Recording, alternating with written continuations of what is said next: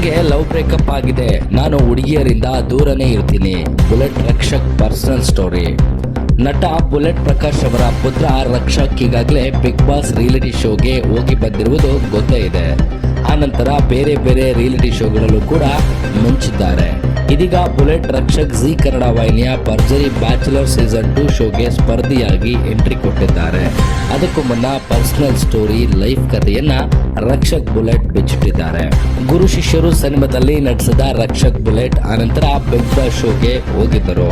ಸದ್ಯ reality ಶೋಗಳಲ್ಲಿ social ಮೀಡಿಯಾಗಳಲ್ಲಿ ಹೆಚ್ಚು ಕಾಣಿಸಿಕೊಳ್ಳುತ್ತಿದ್ದಾರೆ.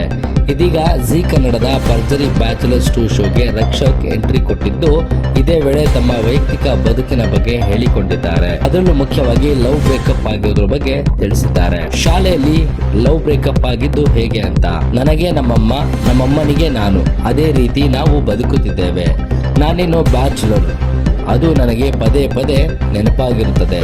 ನಾನು ಚಿಕ್ಕವನಿದ್ದಾಗ ಶಾಲೆಯಲ್ಲಿ ನನಗೆ ಲವ್ ಆಗಿತ್ತು. 3.5 ವರ್ಷದ ಆ ಲವ್ ನಡೆಯುತ್ತಿತ್ತು. ಆ ವಿಚಾರ ನಮ್ಮ ಮನೆಯಲ್ಲಿ ಎಲ್ಲರಿಗೂ ಕೂಡ ಗೊತ್ತಿತ್ತು. ತುಂಬಾ ಚೆನ್ನಾಗಿ ಫ್ಲೋ ಅಲ್ಲಿ ಹೋಗ್ತಿತ್ತು. ಯಾವುದೋ ಒಂದು ಸಂದರ್ಭದಿಂದ ಬ್ರೇಕಪ್ ಆಯಿತು ಎಂದು ರಕ್ಷಕ್ ಹೇಳಿಕೊಂಡಿದ್ದಾರೆ. ಕ್ಯೂಟ್ ಆಗಿರುವ ಹುಡುಗಿ ಸಿಕ್ಕಿದ್ರೆ ಸಾಕು, ಅನಂತರ ನನ್ನ ಕರಿಯರ್ ಅನ್ನ ಆರಂಭಿಸಿದೆ. ಲವ್ ಬದಲು ಇದರ ಮೇಲೆ ತುಂಬಾ ಗಮನ ನೀಡೋದು ಅಂತ ನಿರ್ಧಾರ ಮಾಡಿದ್ದೆ. ಲವ್ ಮಾಡಬಾರದು ಅಂತ ಅಲ್ಲ, ಒಂದಷ್ಟು ಜಾಗದಲ್ಲಿ ನಾನು ಹುಡುಗಿಯರಿಂದ ದೂರವೇ ಇರುತ್ತೇನೆ. ಭರ್ಜರಿ ಬ್ಯಾಚುಲರ್ಸ್ 2 ಶೋನಲ್ಲಿ ನನಗೆ ಯಾವ ರೀತಿ ಜೋಡಿ ಸಿಗುತ್ತಾರೆ ಎಂದು ನೋಡೋದಕ್ಕೆ ಕಾಯುತ್ತಿದ್ದೇನೆ.